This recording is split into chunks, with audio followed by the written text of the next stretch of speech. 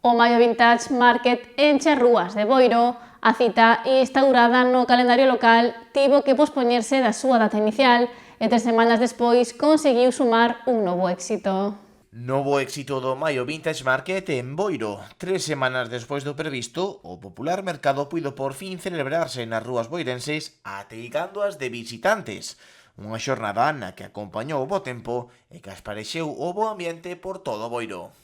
Está salindo moi ben, estamos ca organización a Creaturas, que é a organizadora do evento, colaborando dende a primeira hora da mañán, sin ningún incidente. A colocación dos puestos xa está terminada e sabemos que hai moitísimo ambiente por Boiro porque a xente é unha festa que espera ano tras ano, é unha festa que está moi consolidada despois de 12 anos, ten un traballo arduo detrás para conseguir precisamente o que temos hoxe e ademais o que nos enche de orgullo tanto a asociación como o concello é o interese por parte dos artesáns e todos os puestos que quixeron vir a disfrutar deste Maio Vintage, porque a verdad que hubo alrededor de 90 inscritos que tuvemos que seleccionar porque por espacio non nos cabían todos.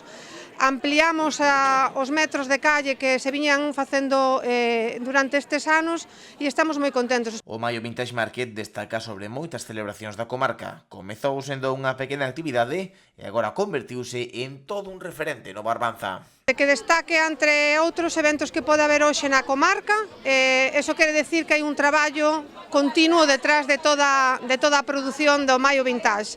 Como ben digo, é algo que se foi facendo moi poquinho a pouco, que empezou de maneira local e que agora veñen artesáns de toda a parte de Galicia e incluso algúns de Portugal, o que quere decir que traspasamos as fronteiras con este evento que facemos hoxe. Eu creo que hoxe o motor económico é brutal, porque claro, durante todo o día, a parte de haber os puestos que están vendendo, pois repercute nos comercios e na hostelería do noso pobo, eso está claro.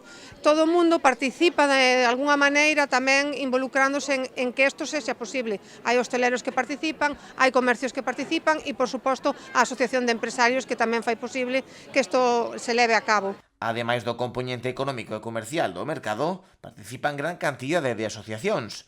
Amicos, Ámbar ou Agadea non perden o Maio Vintage Market para montar o seu posto. Dando cabida a outras áreas. Tamén hai postos sociais, como pode ser Cruz Vermella, como pode ser a Asociación contra o Cancro, como pode ser Amicos, Ámbar, Agadea, que tamén levan anos colaborando co Maio Vintage e que ademais consolidan e fan posible facer visual o traballo que levan facendo todo este ano todas estas asociacións sin ánimo de lucro que traballan en pro dos veciños e das veciñas non só de Boiro, sino de toda Galicia, pero ademais tamén temos outros como pode ser a gastronomía, que ben digo ahora, ou como pode ser, pois incluso, por primeira vez, hai un fotógrafo profesional demostrando o seu traballo nesta edición.